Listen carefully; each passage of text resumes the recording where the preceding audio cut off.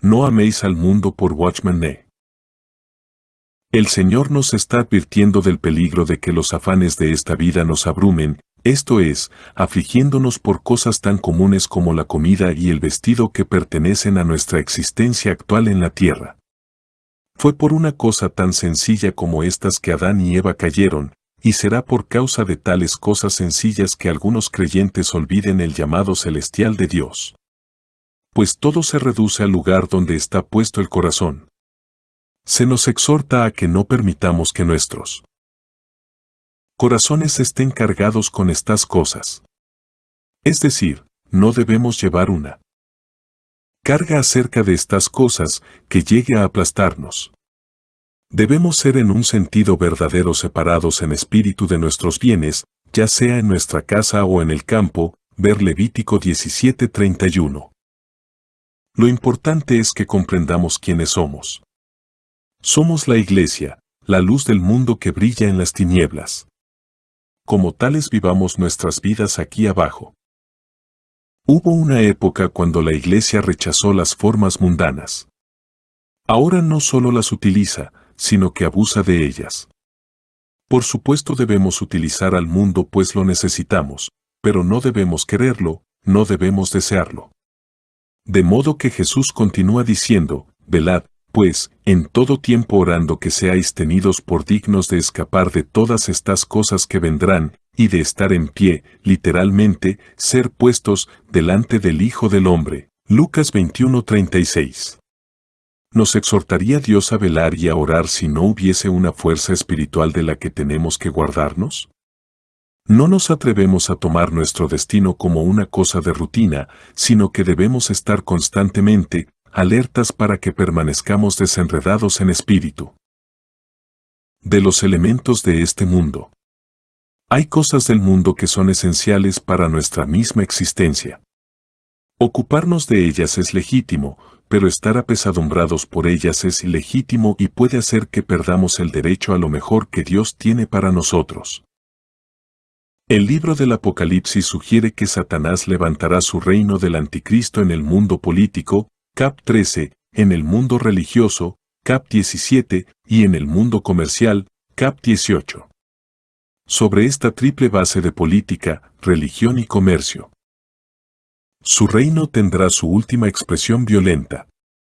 En los últimos 2 capítulos este reino aparece bajo la figura de Babilonia, el instrumento especial de Satanás. Babilonia parece representar el cristianismo corrompido, la iglesia romana quizá, pero más grande y más astuta, y es por su comercio que es juzgada. Todo el capítulo 18 gira alrededor de comerciantes y mercaderías, aquellos que lamentan la caída de la gran ciudad, desde el rey hasta el timonel, el de los barcos, todos deploran que su floreciente comercio ha cesado repentinamente. Evidentemente no es ni religión ni política sino el comercio que hace que el espíritu de Babilonia reavive, y es eso lo que se lamenta en su caída.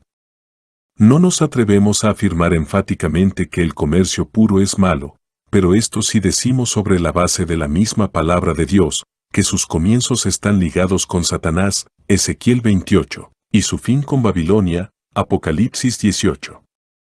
Y añadimos por propia experiencia que el comercio es el área donde, más que en cualquier otra, la corrupción que hay en el mundo. A causa de la concupiscencia, segunda de Pedro 1:4, persigue sin tregua al cristiano de más elevados principios. Y sin duda, de no ser por la gracia de Dios, lo alcanzará produciendo su caída. ¿Somos sensibles a Babilonia? Los comerciantes lloraron, pero el cielo gritó, aleluya, Apocalipsis 19:1. Estas, versos 1 al 6, son las únicas aleluyas registradas en el Nuevo Testamento. ¿Nos hacemos eco de ellas? Estamos en un reino muy peligroso con el cual entramos en contacto por medio del comercio. Si por nuestra vocación nos ocupamos en comercio puro y si lo hacemos en temor y temblor, podremos con la ayuda de Dios escapar del lazo del diablo. Pero si confiamos en nosotros mismos, entonces no hay esperanza de escapar del egocentrismo que tal trabajo engendra.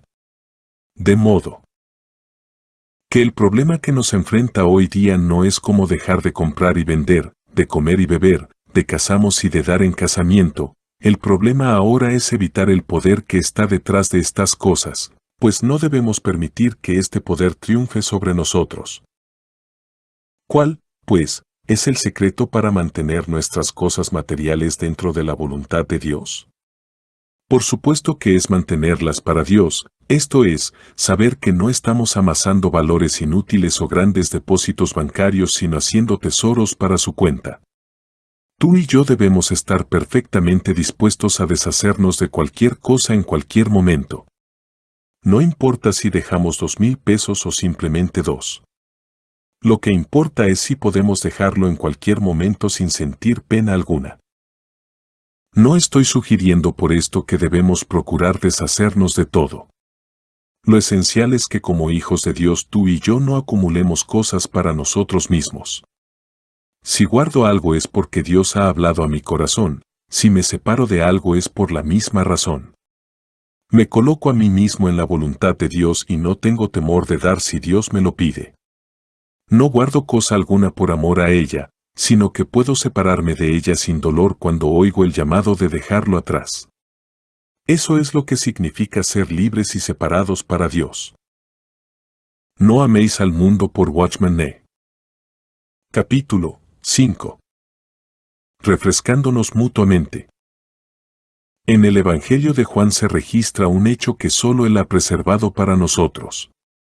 Es un acontecimiento pleno de significación divina y uno que ayuda enormemente a ilustrarnos este problema de vivir en el mundo. Me refiero al incidente en el capítulo 13 en que nuestro Señor Jesús se ciñe con una toalla y tomando un lebrillo, vasija, lava los pies de sus discípulos. Esta acción de Jesús tiene varias lecciones que enseñarnos, pero no me propongo entrar en ellas aquí.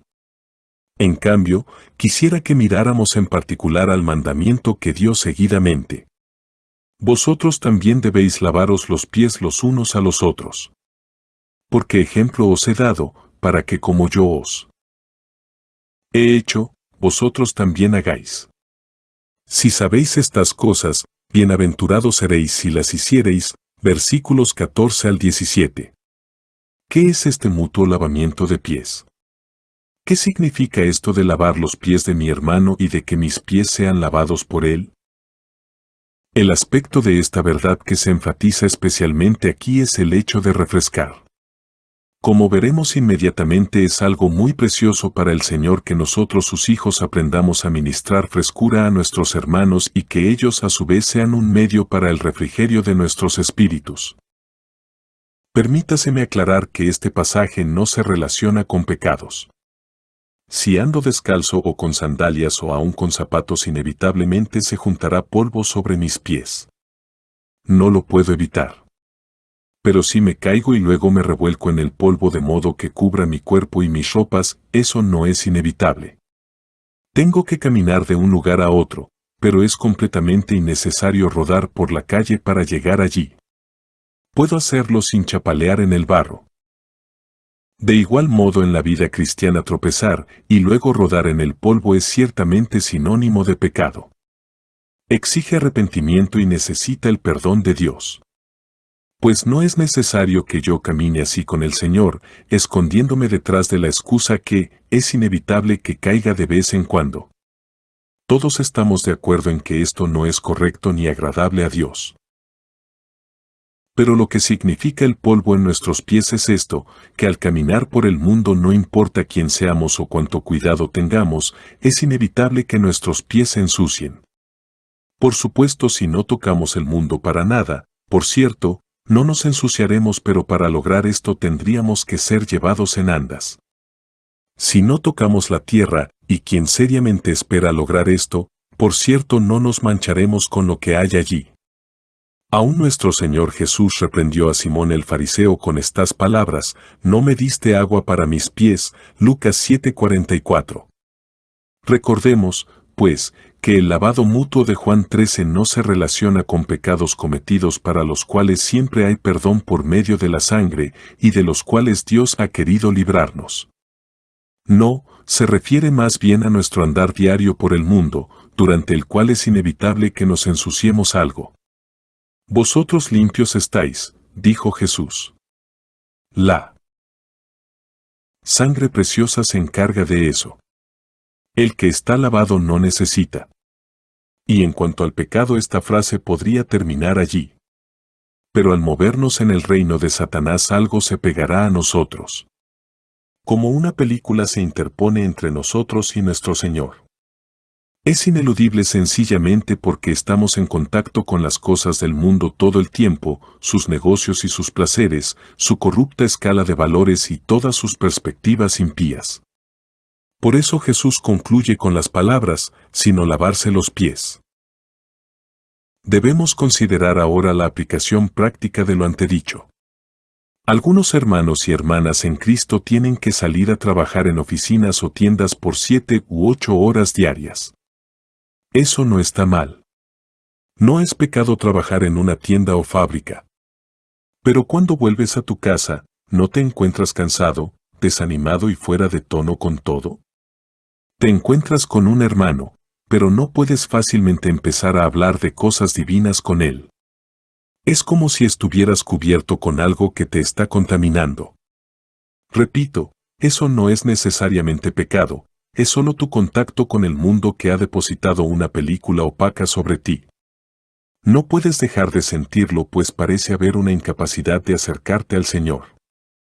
Esa comunión luminosa que tenías con Él a la mañana parece haber sido oscurecida, su frescura se te ha ido. Todos conocemos esa experiencia. O puede ser también que algunas de nuestras hermanas tienen que atender los quehaceres domésticos. Supongamos que una joven madre está preparando el almuerzo y está cocinando algo sobre el fuego.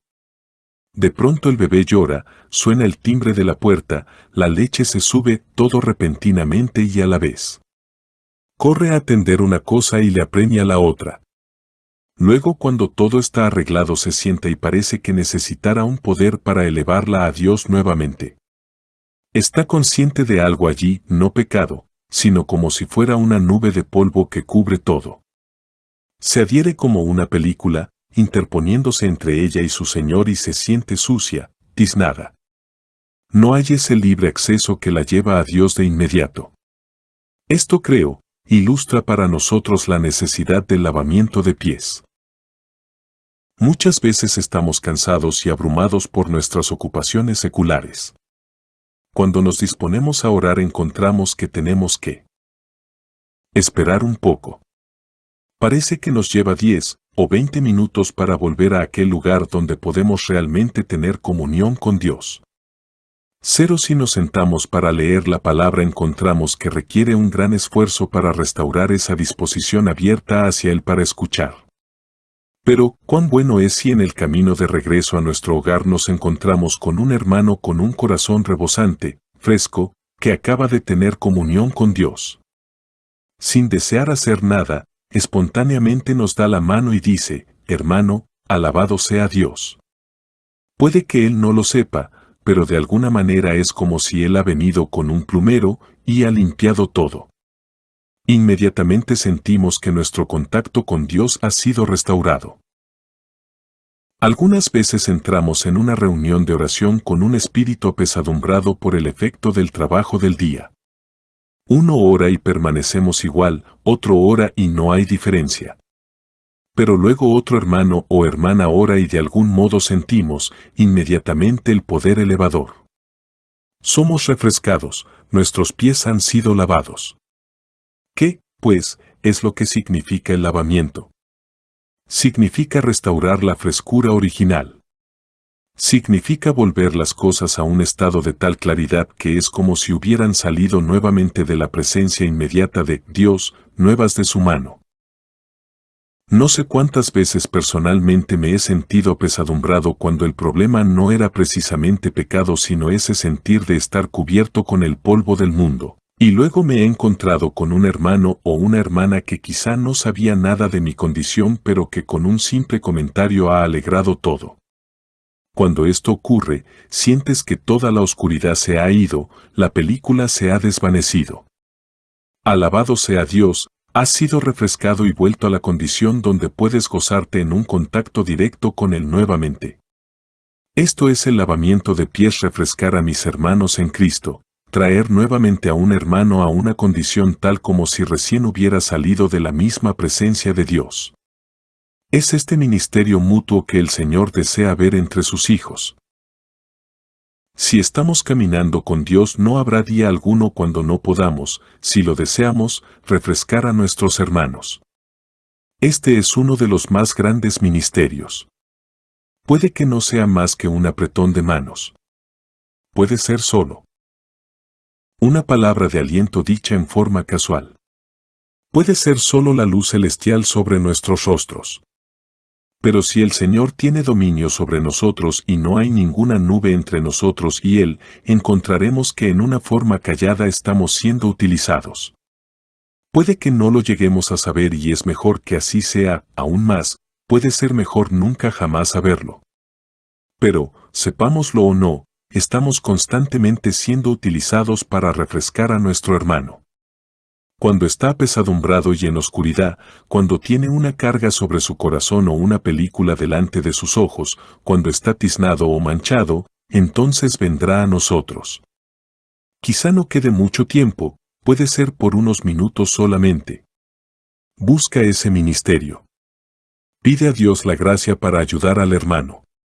Muchas veces pensamos que sería bueno si pudiéramos dar largos sermones que sean oídos por muchos, pero pocos tienen ese don y muchos no son alcanzados por los que lo tienen. Refrescar los corazones de los santos es el ministerio que todos pueden cumplir y que puede alcanzar a todos lugares. En la evaluación de Dios es inapreciable. Pero para servir a otros de este modo debemos cumplir con las condiciones. Si en realidad estamos siguiendo al Señor, no cabe duda, por supuesto, que seremos utilizados, pues no hay limitaciones con Él. Si nosotros mismos estamos libres de polvo, con nuestros corazones llenos de su gozo y paz, tendrá que haber un desbordamiento. De modo que la pregunta sencilla que les hago es esta: ¿hay algún punto de controversia entre ti y Dios? Me refiero por supuesto a cosas reales, conocidas. Si no hay nada especial, entonces no es necesario que empieces a buscar algo, el Señor mismo siempre lo descubrirá. Lo señalará con su dedo y tú lo sabrás. No es necesario que mires hacia adentro y al registrar y analizar todo sentimiento procures desenterrarlo. Alábale solamente. Es asunto del Señor, no tuyo, brillar en tu corazón y demostrarte cuando te has descarriado de Él. Pero una cosa es segura. Si tienes una controversia con Dios, solo mancharás a otros. Nunca podrás lavarles los pies. Cuando están apesadumbrados, tú los aplastarás más. Cuando se sientan cargados, harás que se sientan aún más cargados. En lugar de refrescarles y restaurarles la frescura que viene de Dios, solo lograrás hundirlos en una más profunda oscuridad. El no andar bien con Dios es la mejor manera de ser una carga para la vida de su iglesia, mientras que la más grande manifestación de poder es, creo, tener la habilidad de refrescar a otros constantemente. Es algo sin precio, ese toque del cielo que eleva, limpia y renueva. Vosotros también debéis lavaros los pies los unos a los otros. De todos sus mandamientos a sus discípulos, este es, y utilizo la expresión en su acepción más pura, el más dramático. Para subrayar su importancia, él mismo lo cumplió delante de ellos. Era una expresión de su amor por los suyos que estaban en el mundo, versículo L. Él se propuso demostrar a sus discípulos lo que quería enseñar por ese ministerio. No es la obra de la plataforma o púlpito. Es servir el uno al otro con una vasija y una toalla. Siempre habrá necesidad de restaurar a personas que han caído, de volver al arrepentimiento a los débiles que han pecado, pero la necesidad más grande de los santos hoy día es de frescura, y por esto quiero significar volverlos nuevamente a lo que es original y de Dios. Esto es poder. Jesús mismo había salido de Dios, verso 3, para hacer esto. No sé cómo lo ves tú, pero yo pienso que no hay poder mayor para Dios que demostrar ante el mundo la frescura divina. ¿No encuentras que es la más grande manifestación del poder de la ¿Vida divina? En un sistema mundano oscurecido por el humo del abismo, como nos regocijamos al encontrarnos con santos que están frescos con el aire puro del cielo. Tal frescura nos trae nuevamente a ti y a mí el divino soplo de la vida. Doy gracias al Señor que en mi juventud tuve el gran privilegio de conocer a una de las más grandes santas. La conocí por muchos años y encontré en ella muchas cualidades espirituales, pero creo que lo que más me impresionó era la presencia de Dios. Uno no podía estar mucho tiempo con ella, ni siquiera entrar en su habitación o estrecharle la mano sin sentir la presencia de Dios. No lo entendía, pero lo sentía. Yo no era el único que sentía esto. Todos los que toman contacto con ella daban este mismo testimonio. Tengo que confesar que en aquellos días muchas veces me sentía desalentado y parecía que todo salía mal. Entraba en su habitación e inmediatamente me sentía reprendido. Inmediatamente sentía que estaba cara a cara con Dios, estaba refrescado. ¿Por qué ocurría esto, esta restauración inmediata? Por supuesto, no porque sea el ministerio de algunos pocos privilegiados. El Señor quisiera que cada uno de nosotros sea así, que podamos impartir aquel poder que hará brillar a nuestros hermanos y hermanas cuando se han tiznado. Recordemos, me atrevo a decir esto, que a veces el estar tiznados debilita más el impacto de la vida del cristiano sobre el mundo que sus pecados conscientes. De vez en cuando cualquiera de nosotros puede pecar, pero porque somos sensibles a eso sabemos de inmediato cuando lo hemos hecho y buscaremos y encontraremos el perdón. Pero muchas veces hemos sido tiznados por horas con el tizne del mundo y porque no es en realidad pecado permanecemos inconmovibles. Es entonces que nuestro impacto para Dios sobre el mundo se trunca. Cuán bueno es en tales circunstancias tener cerca de un hermano o hermana por medio de los cuales somos elevados a una comunión renovada con Dios. ¿Cuáles, pues, son las reglas? Son dos. Primero, como hemos visto, no debe haber discordia alguna entre nosotros y el Señor que no sea corregida de inmediato, pues si la hay, eso nos cerraría definitivamente tal ministerio. Cualquiera sea el problema debe ser atendido de inmediato o de lo contrario seré inútil. Lejos de ser una ayuda para la Iglesia de Dios he llegado a ser solo una carga. No puedo contribuir nada, solo puedo aumentar el débito de la vida de sus hijos. Para poder ser un contribuyente tiene que haber una claridad transparente entre Dios y mi alma sobre todas las cosas de que estamos conscientes. Entonces, libre de tal discordia, yo también puedo ser el medio para elevar a mis hermanos nuevamente a su lugar de poder contra el mundo. En segundo lugar, y para evitar mala interpretación esto necesita ser afirmado, claramente, recordemos que este ministerio de refrescar es mutuo.